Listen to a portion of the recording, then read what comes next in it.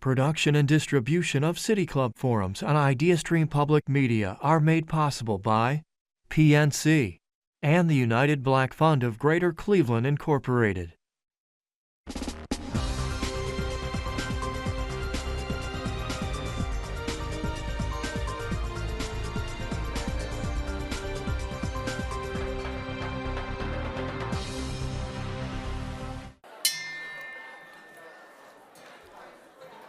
Hello.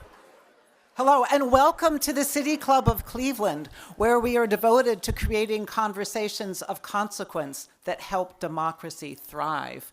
It's Thursday, October 10th. I'm Dr. Rachel Carnell, Dean and Mandel Chair in the Humanities at the Jack Joseph and Morton Mandel Honors College at Cleveland State University, and I am thrilled to introduce today's forum. 10 years ago, the Mandel Foundation endowed the Honors College at Cleveland State with a mission to develop future leaders with the values, ability, and passion to change the world, and a belief that the humanities are key to that mission. Human stories are the smallest building block of the humanities, the seed of a novel, a play, or a film, whereas stories circulating on the internet are often designed to generate clicks. Stories turned into a humanistic work of literature are what cause us to slow down and reflect, to find empathy with the experience of others. Effective leaders also deploy stories to transform cultures, organizations, and even entire nations. To mark the Mandel Honors College's 10th anniversary, we have invited local leaders from 3 core humanities sectors: film, theater, and literature. We're delighted to welcome to the City Club Hermione Malone, Executive Director of the Cleveland International Film Festival, Michael Obertaz, Executive Director of Near West Theater, and Matt Wynkom, Executive Director of Literary Cleveland.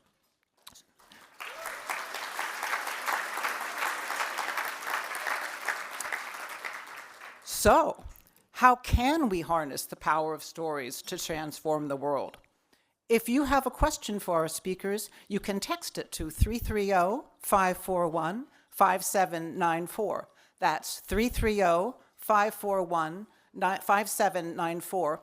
And City Club staff will try to work it into the second half of the program. Members and friends of the City Club of Cleveland, please join me in welcoming Hermione, Michael, and Matt.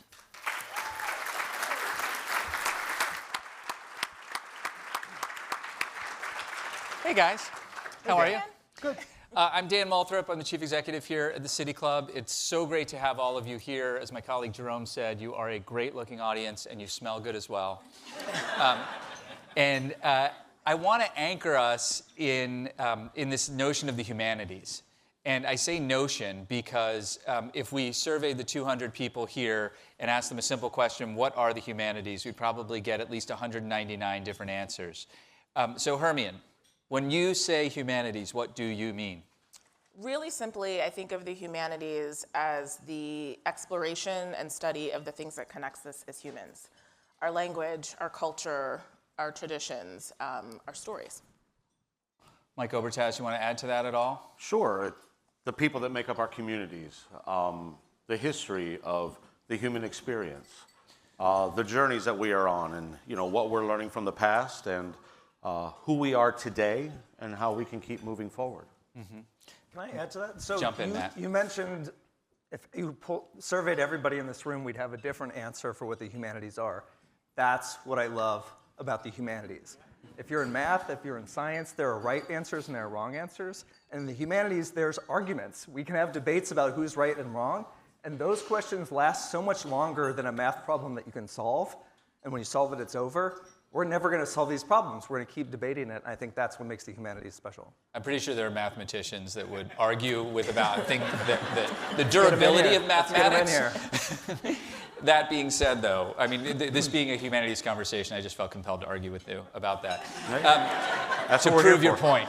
To prove your point. Matt, make the case for us, though. I mean, this is a moment and it's not just this year or this month or anything like that, but really over the several years now, we have seen kind of an eroding of support for the humanities in higher education. as populations of students turn towards what they perceive to be more valuable degrees. Make the case. Okay, so I think we think of stories as, what my grandma would watch on TV. Like, I'm watching my stories. I'm just checking in with somebody. We think of it as this bonus thing we do at the end of the day to watch Netflix just to relax, when you don't realize that stories shape almost every aspect of your life. We're in an election year. This is the most money ever spent on a Senate campaign is happening in Ohio. How many people have seen one of the ads? You can't avoid them, right? They are everywhere, and they're telling competing narratives of what this state is, of what the future of the country is. Stories shape who we are and the stories we tell about ourselves. If you have a traumatic incident in your past, one of the things you do in therapy is learn to tell a new story about yourself and what happened to you. And so who controls those stories, who controls those cultural narratives, make a tremendous difference. And if you don't have the power to tell your own story, then it's told for you. The election, I think, is a great example that some of the Bernie Moreno ads are telling us a certain story about immigrants in Ohio. And if you're an immigrant in Ohio, that story is being told about you, not on your behalf. You don't get to tell that story. And so we actually just had Edwidge Danticat, an Annis Fieldwolf Book Award winner, a MacArthur Genius, here for our free incubator writing conference last month. She's a Haitian American writer who came to Ohio just 2 weeks maybe after the debate. And said, it's a little odd to be here right now. This is a strange time to be here. But she talked about what literature and storytelling can do to combat those kind of false narratives, and what can happen when you empower people to tell their stories on their own behalf in a much more complex and rounded way. And so if you're not paying attention to the humanities, you're more likely to be manipulated by these stories and have less power to help shift and change the narrative. And so I think what all of us are doing up here is trying to shift power to who tell those stories so we can help change the world in that way. I'm glad you brought up the case of Springfield, Ohio, and the Haitian immigrant community there. I was having a conversation with a civic leader here who's providing some resources and assistance to the community of Springfield. And I had said, do you think the city manager there or some representative of the Haitian community there might want to come to our stage to tell their story, because there's a whole narrative about them that doesn't actually include their voice. Yeah. So I don't know if that's going to happen. Preview of what might happen. There's like a universe, one universe where that will happen. It could be this one. I don't know. No. You've brought up this important thing about misinformation and disinformation, and the stories that come along with it. So let's pursue that for a second. Mike Obertaz at Near West Theater, your theater itself, your institution, was the target of a kind of misinformation campaign around the impact of Drag Story Hour. It was. I think. And as Matt really wonderfully illustrated, there are campaigns right now of misinformation that are stories. They're intent. They have intent. They're thoughtful, and they put a lot of effort to tell us something that is wrong about certain communities.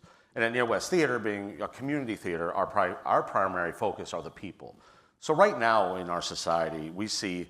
We're vilifying people of color in America. We're vilifying immigrants, as you say in Springfield, and we're vilifying the LGBTQ plus community in multiple ways with misinformation. So our job as an organization, and in my role, what I try to do, and you are right that we have been vilified ourselves, is to change the narrative, to bring back that power, as you say. So rather than pointing to a thing or a person to be afraid of and to hate, I think it's important that we embrace more of asset-based storytelling.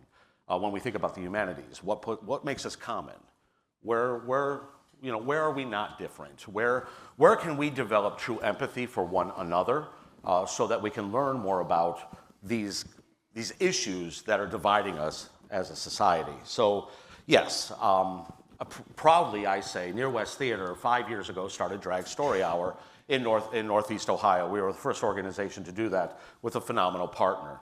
For the first several years, not a peep from anybody. It was a wonderful program, Kids and families coming in, learning about acceptance, tolerance, reading children's books. And I think I've mentioned to you before, there are two ways that I can approach this. Oftentimes when I'm talking to people, you could talk about the outcomes or the program itself or how many families are attending, that we buy the books and we hand them out for free. And sometimes that may resonate with people and sometimes it doesn't. But I like to share with people, because we have lost funding over this. We've lost foundation support. We have lost individual support. We have also gained some very valuable funding as well with this. And I think those values matter. But I have learned that as a theater person and as a lifelong storyteller, as we all are, where are those points of commonality? So I often talk about my why. Why do we do this program? I'm a parent. And 5-6 years ago, my oldest child was a kindergartner. And as a parent, I think we all understand when you let go and put your kid into the school system, the fear that you have. Will they make friends? Will they be bullied? Will they find themselves? It's hard. And I think all parents in this room understand how hard that is. We were fortunate that our son is very social and he made friends. But after a few months, I visited one day for aftercare and he was playing with a new child. And I was very excited. I said, "Oh, hey, you have a new friend?" And my son said to me, "Yes, I'm playing with Matt today because he doesn't have any friends." And I looked to the child and I said, "Well, Matt, it's only a few months into kindergarten. You're going to make friends, and I'm glad that my son's a friend, and you can always count on him." And he looks at me and he said, "Well, I don't have any friends because I like dolls and I like dresses." And that shocked me to my core. At 5 years old, we're already putting these gender stereotypes on children, and the innocence at 5 years old of, I just want to play with a doll and I want to play with a dress. But I said, "Hey, you have a friend in my son, and you're going to be friends." About a week later, a voice from behind me says, "Excuse me, but are you so-and-so's parent?" And I said, "Yes." And she's already in tears, and she says, "I need you to know the impact that you had on our family a week ago, you and your son. Our child has come home every single night in tears begging us not to go back to school, begging us to find help, and we feel alone in this struggle. And we wish there were more parents like you. Thank you that you spoke to my child." And in the conversation, I also said to him, "Hey, I'm a big guy, right?" And he goes, "Oh, yeah." And I said, "I got to tell you a secret. I love wearing costumes and dresses, and I wear makeup. So you be you, you do you, and as long as you're happy, you're going to be fine." And I think that resonated. So when I get this information, but also being somebody who believes in social justice and supporting this, I really took that to heart, and I went back to the staff at Near West and I said, how can we support more families like this? There has to be a way that we can create safe spaces where they can come together, commune, engage with one another, and know that they are not alone in this struggle, as this family felt alone. So we found a phenomenal partner who's in this room today. They go by Veranda Lanai, and I'll keep that the personal name anonymous right now. But this individual has served on boards. They have given back to the community. They are a valuable small business owner and have done so much for other LGBTQ organizations. They happen to be a drag queen. But that's and a really good one. And a really good one. But they're thoughtful, they're intent, there's curriculum. Everybody's background checked. It is like Mrs. Doubtfire Live every time we do a program. And everybody has a wonderful time. But there is a lot of misinformation. So I find that in that example I just tried to share with you, we could talk about outcomes, we could talk about data, we could talk numbers. I find more value in actually finding these stories to move the needle forward and find more acceptance in what we do. Can we pause for an anonymous round of applause for our drag royalty?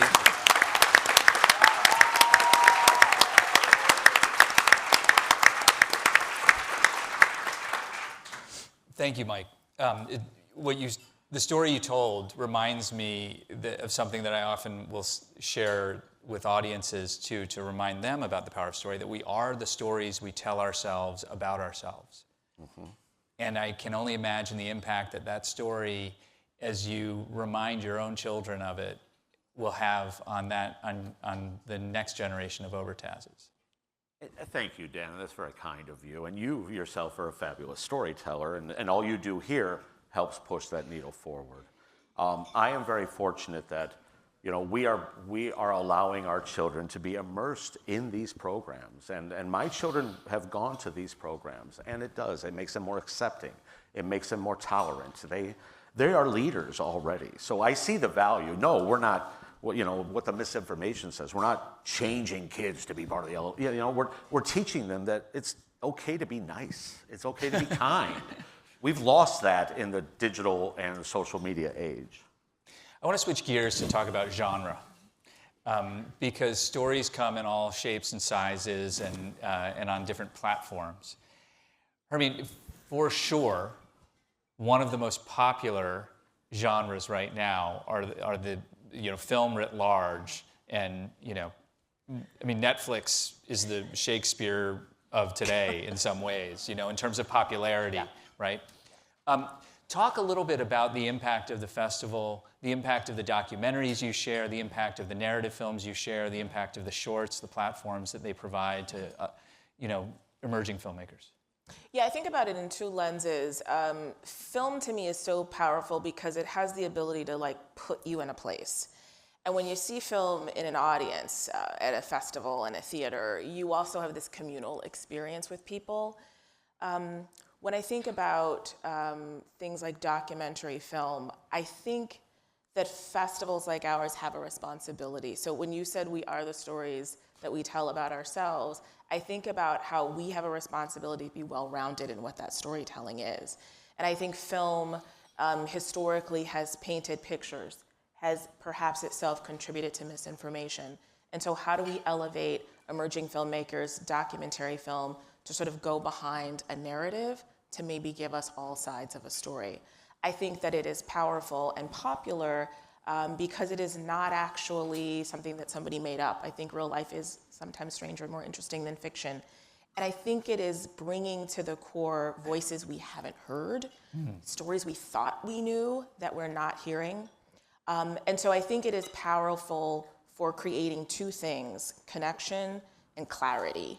I think documentary film, or film in general, has an ability to tell a story in a way that breaks something down so that it's easy to digest and understand. I think back to the first film I saw at this past year's film festival, and I always, I'm not doing it on purpose, but I always get these tearjerker films, and the first film, out of the gate, I'm bawling. And it was, somebody on the staff said, "Why would you go to that one?" I said, "I don't know." I don't know. But it told the story of the investigation into the boarding schools that Native children were sent to in Canada. And there was a woman who is easily now in her 50s, 60s, and never talked about this experience. And finally they sort of said, "Well, did you say something at the time?" And she goes, "I did. I told my mom, and my mom told me to tell the priest, and the priest told me to tell this person." And she rattled 9 people she told, and she ended with, "And then my dad heard about it, and he sort of beat me within an inch of my life, and I never talked about it again." What happened is she developed a drinking problem. That's how she coped. And I immediately thought about the narrative that so many of us in America have heard about Native cultures and the rise of alcoholism and how it devastates, but never the context. There was a reason a 12-year-old starts drinking, right? And so instantly, in a minute, it challenged everything I thought I knew about a narrative. So one, I think that's the popularity, the connection, and the clarity. And then I will also just say that I think one of the things we are striving to do at the festival is to make sure that the breadth of humanity of who people are is on display.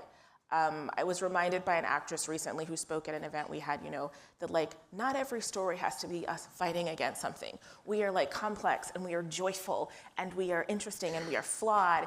And I think the ability to not just lean into a genre of film that I think depicts the worst or the hardest. I think there's asset-based storytelling that we want to make sure that we're bringing to life as well, because again, our responsibility is, if in any way the films are shaping a narrative of how people understand an issue, a people, or a community, we should strive in a lot of ways to bring balance to that.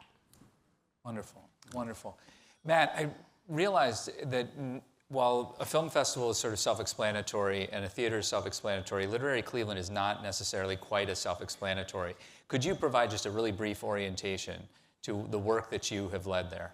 Absolutely. So how do we get more people to tell their stories? How do we train them up? How do we get their stories out there? That's a lot of what we're here to do. So I love how Cleveland and Northeast Ohio has been home to Toni Morrison, Rita Dove, Mary Oliver, not just some like very good writers, but the greatest writers that we've had that shape our narrative of who we are as a country.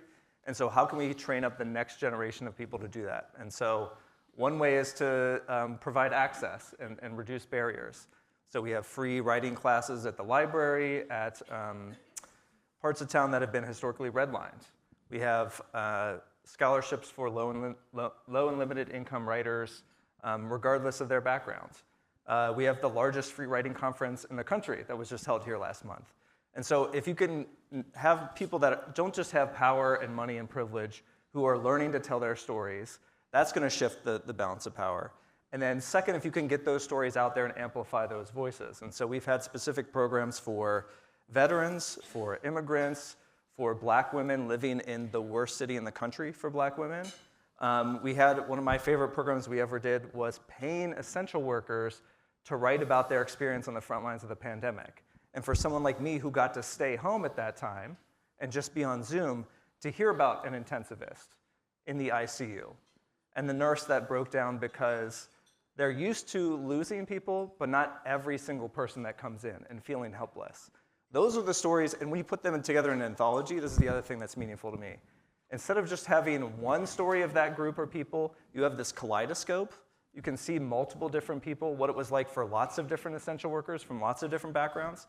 That gives you a more rich and complex understanding of who they are, and they can tell that story on their own terms. And so if we can provide that access, if we can elevate those stories, that's how you sort of transform a city. I want to rewind the tape to something you glossed over, the largest free writing conference in the country. Can you just paint that picture a little more? Sure. So there's a lot of book festivals that's a little bit different, right? When you bring in a lot of authors and you can hear readings, that's different from training, like I said, the next generation of writers who are coming up. And so more than 50 events, 82 hours, 88 presenters, 30 of which are coming from out of town. That's events that help people generate new writing, get feedback, discover other people who are working on similar things, learn about how to publish their writing. And this year we had a theme because Edwidge Danticat was our keynote. She wrote a book called Create Dangerously about the immigrant artist at work that you never know when you're writing or telling a story that someone someday might risk their life to hear that story. And she's writing from a personal experience as a Haitian American where people have died to tell their stories. And so we had a whole series of panels on book bans, on black masculinity, on trans writers in the state of Ohio, and even 3 writers talking about writing about Israel and Palestine, a topic that we all are encouraged to be silent. We're encouraged to have to speak up on this. And so when you think about writing dangerously, a free conference that sort of opens up access and means that anybody can tell their story, like that's the kind of danger I want to get into. That's great. That's really great. Let us know how we can help next year, please. One of the issues, sort of threat to the human and the humanities, is artificial intelligence. I was reading a column this morning that I just blew my mind. This guy said he created an AI chatbot that was literally a voice chatbot that he originally deployed against telemarketers and then just unleashed on his friends. And I was like, why on earth would you do that? But we're all in competition now with large language models. And Matt, I want to stick with you for a second on this. Like, how do you understand this world and understand what it means to the writers you're trying to support?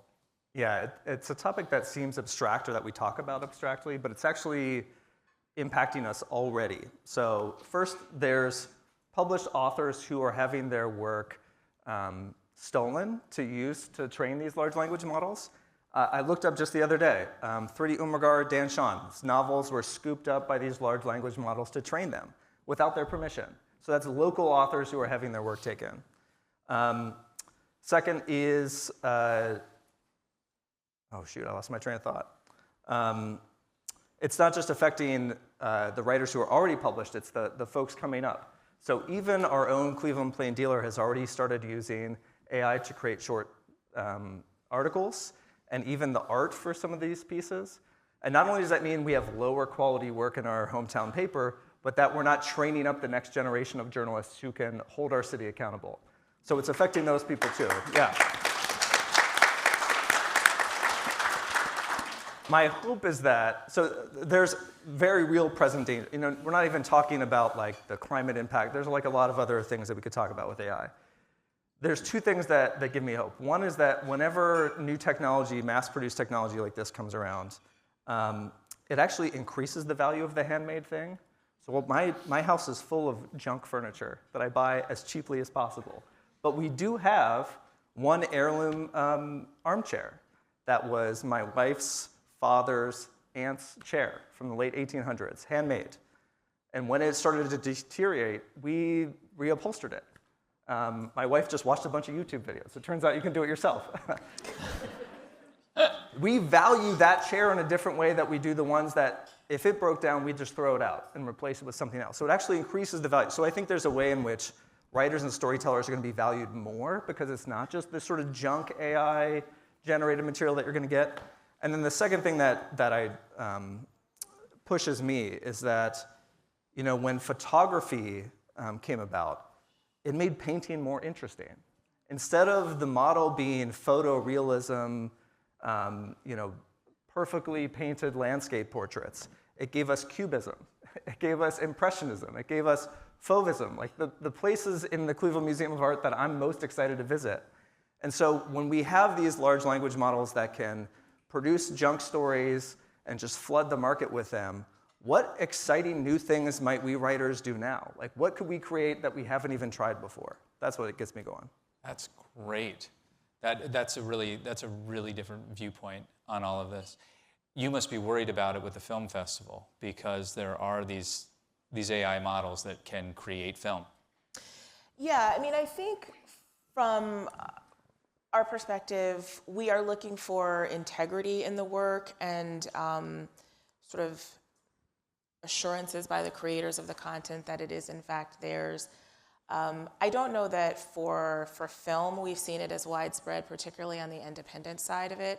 But I mean, I think that there's definitely something to be alert about. You know, the thing about art in AI is like I don't necessarily always make the leap that the AI is creating art or it's stealing something to sort of put it off as, you know, someone else's. I do think about process, and I think about how it might accelerate some of the creation of the art in a way that makes it more accessible, that allows more talent to emerge to tell stories, because there are tools and devices that make that easier, more accessible, cheaper for them to do. And so for me, I think AI is a place of interest more so than it is a place of fear. And the interest is in what are the stories, what are the films, what are the images, what is the way that we're going to see emerging filmmaking happen that is different than how historically that has happened, and what role do we have in trying to seek that out and elevate those voices in a way that would have been harder a generation ago to get that exposure and to get it into a festival like SIFF. So I don't know. I remain sort of like interested and curious more than I am afraid. I was telling friends yesterday, I had a call with a service company, and a person didn't answer. It was like a recording. I'm like, oh no. It's the point in the call where you just start yelling, operator. And the voice is sort of like, I'm so-and-so and I'm AI. And I'm like, oh God. And I'm here to help you, you know. And it was the best experience. Really? Honest to God, like this is light years above the recording where it's like press this for this and that for that. You talk to them like a human. I said, look, I called 2 days ago. I've been waiting on a call back. She goes, I am so sorry about that. What do you need? I got off the call like, this is great. Everyone should do that. So I'm calling her tomorrow. You should. I see avenues for AI to be amazing and transformative. There is a concern, definitely, for creators, and I don't want to sort of like seem naive about that, but I also think there is interesting possibility in what stories that allow us to tell, to exhibit, and to bring new voices to the fore. You guys are much more optimistic than I thought you'd be. That's great. Although I wonder what Mike's thinking. Well, I have some thoughts. So I'm going to piggyback on what Herman said is, when we think about theater, when we think about books or movies, we think about the final product often, and sometimes we lose the process. And for me, the artistry, the heart, the humanity is in the process of the creation. There is AI that can produce scripts. They can compose entire musicals. There are researchers that got AI together that can compose an entire musical based on prompts. And then after a little research, they realized it plagiarized from a show several decades ago. So I think that we have to be very careful, because if we're talking about diverse voices in our humanity, I want to make sure we have diverse voices throughout the entire process leading to that product, because when you see the product, it is their authentic experiences that are being shared on the stage. Now, on the other side of it, though, where I have a healthy fear but also some optimism is, as we're leaders of organizations and we're always strained on capacity and size and budgets, there is value in when we're a director and we're talking to a scenic designer and we have all these ideas in our head and we throw some prompts at them of, like I'm directing Scrooge right now. So it's, we talk about capitalism, we talk about greed, redemption, we talk about class structures in 19th century London. And these are all these random words that are coming out of my mouth as a director, but the scenic designer is brilliant in moving that forward to say, well, before I step forward as an artist, let me help the director communicate their inspiration to me through the AI process so that we are using our time more valuably. There is also very, very, and we've learned it through Zoom and through other, note-taking, administration, in ticketing and understanding our audiences. There is some value there in marketing in what we do. So I do want to see where we can embrace AI more on the administrative side or with smaller organizations. But I will always be hesitant going too far when it becomes process and product of, the art form that we're creating, out of respect to all that we work with as well. I'm so glad that you mentioned process, because I know there's a lot of students in this room from the Honors College and elsewhere, and that's where I get concerned, is that when you can skip this step of learning, of drafting, of messing up, you lose the valuable hours, the 10,000 hours you need to get good at something. You don't go to the gym and say, you know what, I'm going to design a robot to lift these weights for me. The difficulty is the point. The reason that you up that weight is so it's harder the next time you do it, so you get stronger. And writing and plays and film is that way too. The process, the difficulty of the process, the problems you run into, that's not a step you skip, that's the point. There was actually, I was just on Twitter this morning, and the Paris Review tweeted out a quote from a Toni Morrison interview that they did with her years ago, where she made this exact point. She was like, the trouble you run into in writing, the struggle is more important than even publishing your work. It's the reason to do it. And so when we use these tools to try to skip the learning process, it's devaluing all of us, I think. I do think that there's a balance. And there was a young man who I spoke to in the lobby earlier who's a filmmaker. And he talked about a project, I won't spoil this. He talked about this amazing project he's doing. And all of the work that went into the back end, like learning language, hiring translators, historical research going back to like the 16 and 1700s. I said, how long did it take you to do that? Now, years, right? But if he were to use an AI-enhanced technology, to having done that research, to help accelerate the creation of the body of work, that's the thing that I'm saying, right? And so if the technology could enable a young person who doesn't have access to hordes of cash to produce an artistic work that is premised on a lot of the struggle that you're talking about, I don't know that that's a terrible thing. That gets me a story from a person that I might not have otherwise gotten the story from, because he has some tools that enable him to more efficiently, effectively, and cheaply, bring that from his head to a concept to market. That's the only thing I'm saying. Okay. There's so many ways I want to go with that, but we're going to open it up to questions from the audience. Hermione Malone, Mike Obertaz, and Matt Weinkamp, thank you so much. This is the City Club. I am Dan Moulthrop, and it's now time for the Q&A. If you have a question, just raise your hand, and one of my colleagues will let you know when you can get to the microphone. If you'd like to text your question, you can text it to 330-541-5794. The number again is 330-541-5794. and we will do our best to work it into the program. May we have our first question, please? I'm going to use one of our text questions to get us started, thanks to those who've sent them. Was there a particular story that inspired our amazing panelists to embark on a career centered on storytelling? A particular story. Yeah. So not surprising. Yeah. I grew up in Toledo, Ohio, and I'm 6'4", 250, and I did what everybody told me to do, and I played football, and I was miserable. It wasn't bad, but I was miserable. And there was just, my soul was missing in it, and it just, I went through the motions. And a story that actually changed my life was, it was kind of twofold. One, I had a friend that took me to a national tour of Les Mis, and I fell in love with Javert, the villain. And I was like, oh my gosh, and he's enormous like me, and I could be that. And I like to sing. And then I had a friend say to me, it was in high school, junior year, and he said, I'm auditioning for The Crucible. Come on audition with me, I'm scared.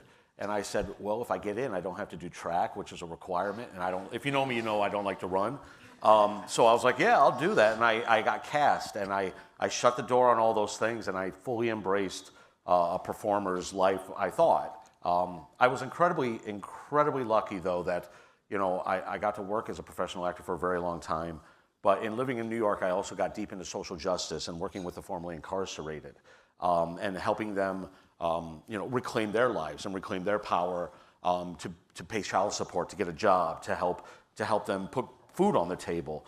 And so I'm thankful for all of those experiences, because now as a leader of an organization, I think, especially near West Theater, it's not just about the art, it's not just about the platforms that we do, but it is about how are we changing our community and lifting other people up.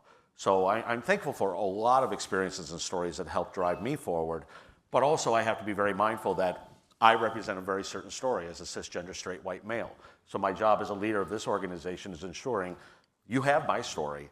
So now I need to surround the organization with all the other stories and the diversity of the organization, and in leadership at the board level, so that we have a variety of stories that we could move forward as well. So, sorry, a little tangent, but. My first career was as a journalist, and the story I did that got me hooked on this was in college. Freshman year, a friend of mine had gotten a card from their parent and a birthday card, and in the school post office, like P.O. boxes, the envelope had been slit open and the cash had been taken out. And the upperclassmen were like, oh my God, this is such a thing with this post office, happens all the time, we complain, nobody does anything. I'm like, well, somebody should write a story about it. And they're like, okay, freshman, whatever. So I do the story, very proud of the story. Literally within a week, the U.S. Postal Police arrested multiple people. Now, here's the thing. If you know anything about postal investigations, this has been going on for a minute. But I just felt like I wrote this story and people were arrested. I'm in. Justice. And every time I went to the post office, the new manager's like, Miss Malone, what do you need? What do you got? You good? You feeling good? Can I help you with anything? It's great. It's great. But the thing I always loved about being a reporter is finding the story. And if you read newspapers anymore, if you read them online, you'll often find a story will start with an anecdote. It starts with that because that's the thing that makes it real. So I have no idea what the cost of home heating oil was in Boston in 1999, but I do remember the woman I interviewed and being in her kitchen and saying that she slept on her kitchen table with her oven door open because that is how she could afford to stay warm overnight. It is the story of how that economic crisis was impacting people that always sort of drew me to that. So for me, the story was through journalism. It's hard to pick just one, but I think one of the fun things about stories is that there's hinge moments. There's stories that take you from one journey of life to another. And one that I'm thinking of now is, a lot of what I read in high school, both by choice but also what I was given, was, like Michael was saying, stories that reinforce or provide a mirror for my own experience. They're like by and about straight white Christian men. And I'm like, I see it myself, yeah, this is me. And so it was really powerful then to go to college and to read so many more stories that open up your experience to others. You can't always choose the life that you have or the sort of place that you were born into, but you can choose what you read, and which takes you into other lives and other minds. And so, our hometown here, Toni Morrison's The Bluest Eye, I have taken blue eyes for granted, and the way that she uses that as a metaphor for internalized white supremacy really shifted my perspective. There's also an under-discussed moment in that story, too, where two kids sort of on the beaches of Lake Erie sneak off and go to start sort of like making out. And these white men come and disrupt them and start harassing them and turn their flashlight on them. And the way that Morrison flips the way that we normally associate light and white with goodness and dark and black for badness, the darkness that they were in was safe until these white men came and shone the light. I'm like, oh, that's what you can do with stories. You can even flip our core understandings of good and bad and black and white on its head. It's like, that just opens up what stories can do to you, too. So that's one for me. That's awesome. I'll just add one, too, because we're talking about books, and I love books, but Savage Inequalities by Jonathan Kozol. I read that at a moment, a hinge moment, as you say, and totally changed the direction of my life. Got our next question from Dr. Whitehouse. As a proud member of the City Club, I'm so delighted to see so many current and future young members of the City Club here. I wanted to return to Dan's original question and Matt's response to it. What are the humanities? And it's clear they're fuzzy, they're broad, there are lots of definitions. It's also clear that that concept changes over time. So my question to you is, coming out of Western modernity, the humanities represents, as you all defined it, something about humans. Do you think it's a time that the humanities embrace more deeply the notion that there are other living creatures on this planet, and in fact, our humanity depends on them as well as they on us? Yeah, can I just say, this is a fantastic question. I love stories like this that decenter human. I was just talking about an experience that decentered my sort of white male experience and how transformative that was for me. I love stories and movies that do this too. A friend of mine directed a documentary film about dogs in Istanbul, in which instead of trying to place a human narrative on their experience, like how we're seeing them, used special camera techniques to get on their level and try to show what it would be like to be a dog there and how you see people as safe or unsafe. Another transformative book for me recently is called 15 Dogs, about two Greek gods give 15 dogs in a vet in Toronto the human intelligence and self-awareness. And some of these dogs create their own language and use it to express themselves. One basically becomes a dog poet. The other dogs, though, the other half of them turn on that group and say, you are betraying what it means to be a dog. This is taking us further away from our essential dogness. These stories that decenter what we think of as being human and put us in the minds of other animals. Like you said, we're in a climate crisis. We think of ourselves as the center of this story of this world, but nature isn't out there. We are nature. We are part of nature. And if you can decenter yourself, that's another way to sort of shift the narrative of these stories. It's like that film, My Octopus Friend. Yeah. Right. I was actually going to go to environment as well. So I'm coming back to Cleveland after 8 years of living in New Orleans, which is a city that really kind of sits on the precipice of climate crisis. And I've actually been in conversations with people who are from towns that don't exist anymore. They are literally underwater. And so I think you think about, again, people are part of this story, but there's this sort of interdependence we have with nature and with environment, and how that not only affects us, poor us, our homeowners insurance, but more importantly, I think the ecosystem of animals and other natural elements that we all need to sort of survive and thrive. And we can see the impact on how we live our lives in a place like New Orleans that is driven entirely by what's happening in our environment, our seas, our trees, all of that. Let's go to our next question. Hi, my name is Jordan Bufner. I'm a film major here at Cleveland State, but I'm also a community theater actor and an avid reader. Look at you, all of it. Checking all the boxes. 3 for 3. Welcome home. So my question is, can you speak on the relationship between different art forms and how they can work together to evoke change? Excellent question. Well, in the theater, I think they're very clearly blended in the theater. we start with composition and scripts, and we require authors, and we need those artist experiences to create a story that I think we can draw from, that we can grow from, that will spark good debate and challenge norms. We take those words on the page and those notes and lyrics, and we do then employ the visual arts quite a bit, not only through scenic design, but props, lighting design, in creating environments and such, and paints. And believe me, I see the budgets, and we support a lot of artists doing that. And we're always going to, and we're proud of that work. And then obviously, all of these things come together for my industry into this product. But the process definitely includes the literary, the visual art, and the performing arts. And that's what I really love about theater. It's such a collaborative process.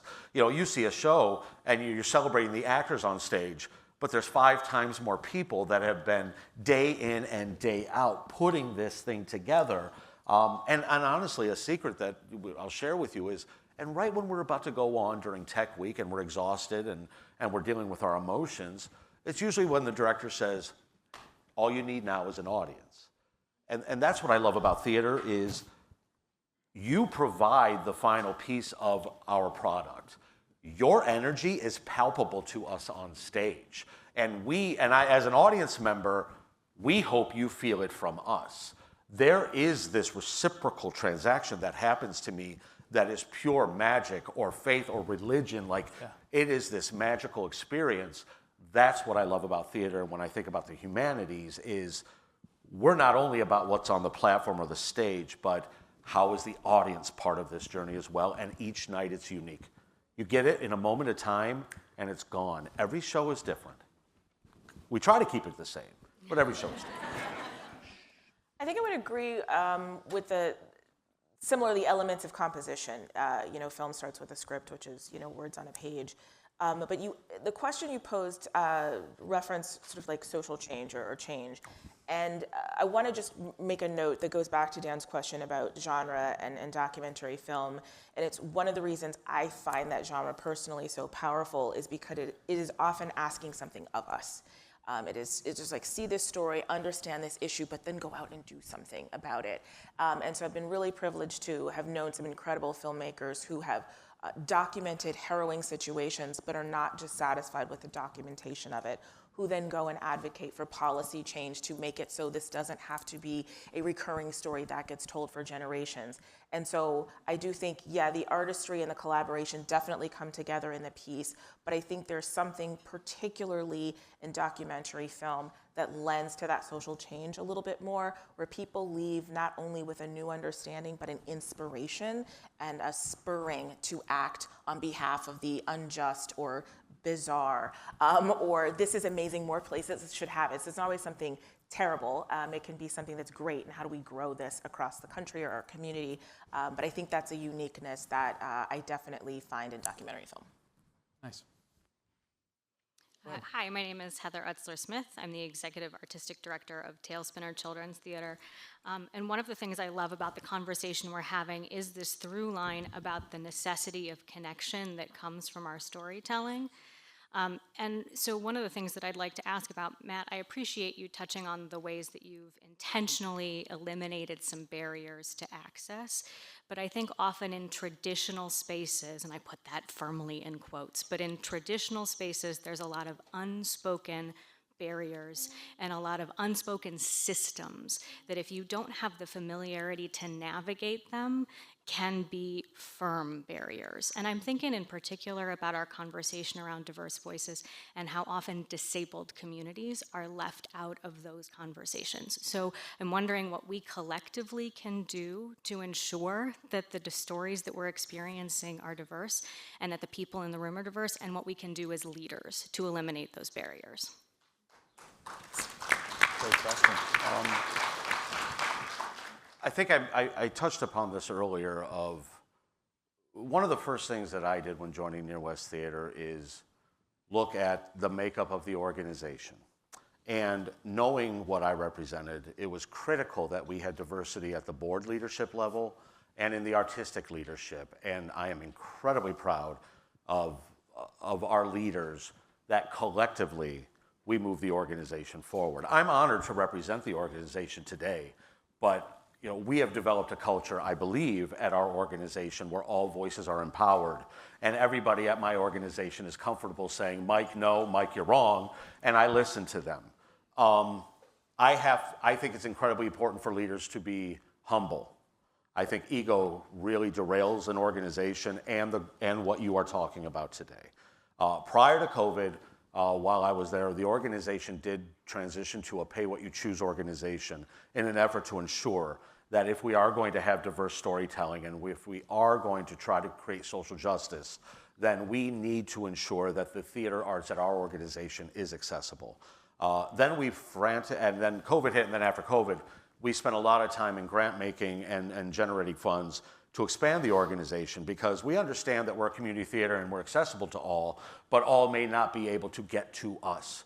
So transportation being a key barrier, and within the racist structures of the city, we have worked incredibly hard to expand our programming externally, to go to schools, to go to community centers, creative aging programs. So the more that we're able to go out and try to circumvent or jump over these barriers, then we're building key relationships and trying to solve problems moving forward. We still have a long way to go, but that's some of the stuff that we're doing. Either of you have anything to add? I would just say that, so I started at the film festival in June, and one of the first things I did is community listening. I really wanted to hear from people. We did it in person, we did it through surveys, and one of the things I was trying to get at were barriers. And so I think we've heard everything from like parking to price points to, et cetera. And so we're looking at how to best make the festival truly accessible for folks, but also that people feel like it's representative, that it's for them. I think one of the biggest barriers at the film festival is like being an insider. I think that people have been coming to the film festival, been coming for a really long time, and they know how to use the film guide, and they know where everything is, and they know how everything works. And I have heard, like, this is intimidating for people. If I've never come to I don't know where I'm supposed to go. I don't know who I'm supposed to ask for stuff. I see my friend raising her hand back there.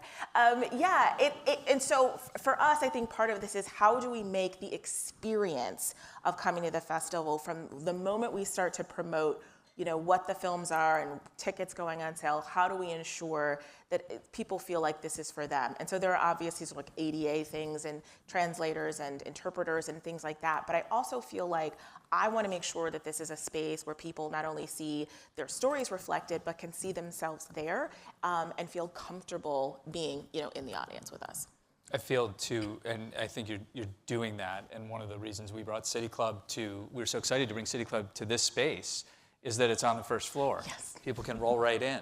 And we have these windows that means that everybody can see in, and it's very transparent. People see themselves. Let's get one more question, please. All right. So my question is for those of us that are creators. So what do you think makes a truly great story? We're still retelling stories like from centuries ago, from the beginning of time, because they're so great. And especially in this age of accessibility, where it's easier than ever for anyone to make a story, in this age of new technology, where making something that looks really good is becoming easier and easier, how do you cut through that like endless sea of mediocrity to make something that's like truly, truly great that can like really last? What a great question, Matt. Spoken You like start. an artist. Yeah. Yeah, I know.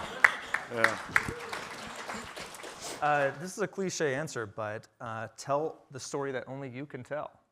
I'm thinking of one of our favorite writers in town, Cortez Harris, who, people know, good. Who came up through CMSD schools and had trouble reading and was pulled out into remedial classes because of that and felt stigmatized, felt, like in that way that you're not in the normal classes with the normal kids. But had a teacher that helped him see that he's not deficient, he's different, and that difference can actually be a benefit.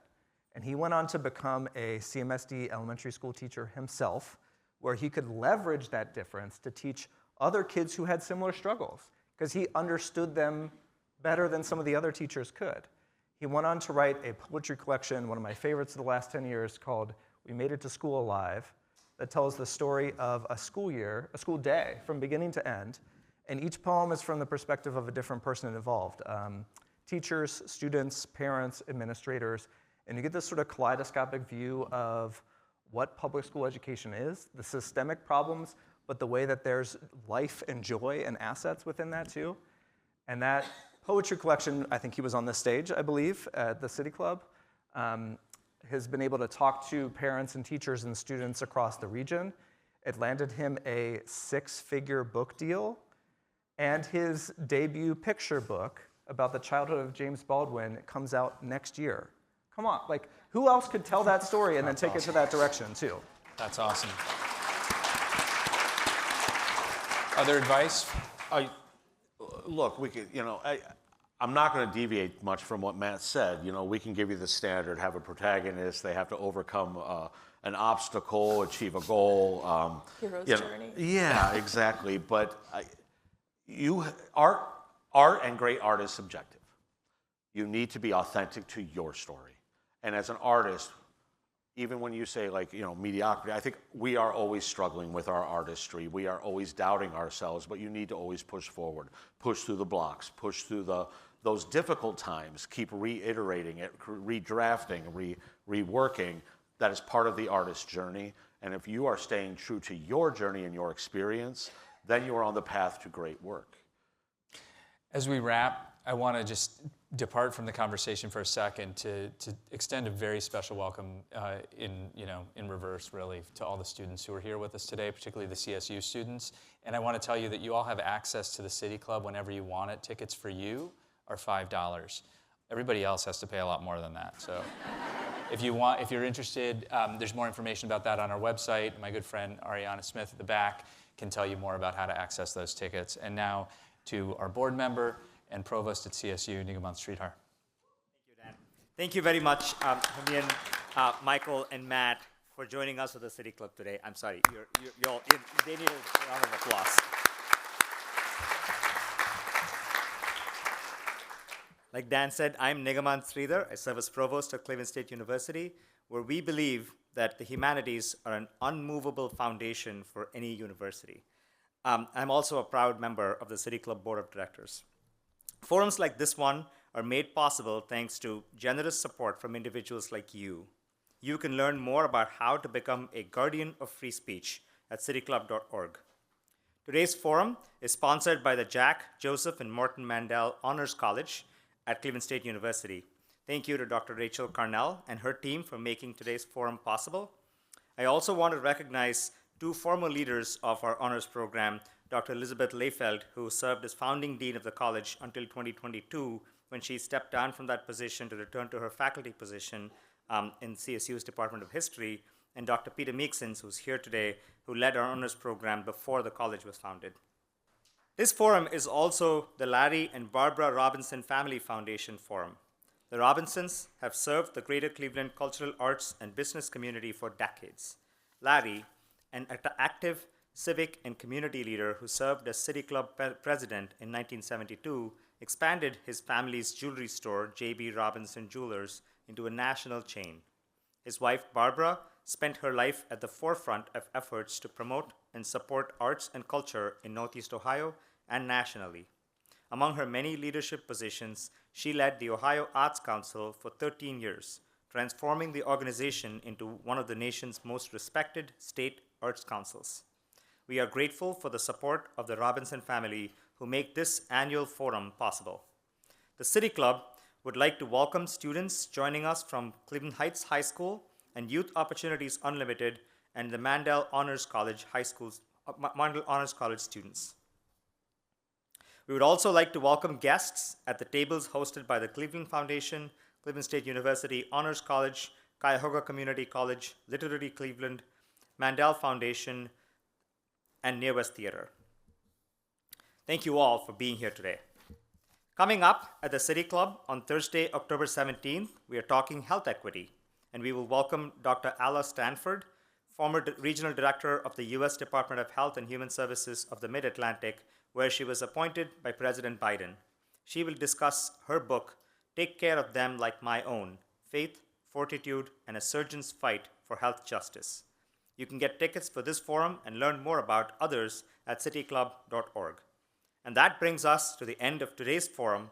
Thank you once again to Hermione, Michael, and Matt. I am Nigaman Sridhar, and this forum is now adjourned. For information on upcoming speakers or for podcasts of the City Club, go to cityclub.org.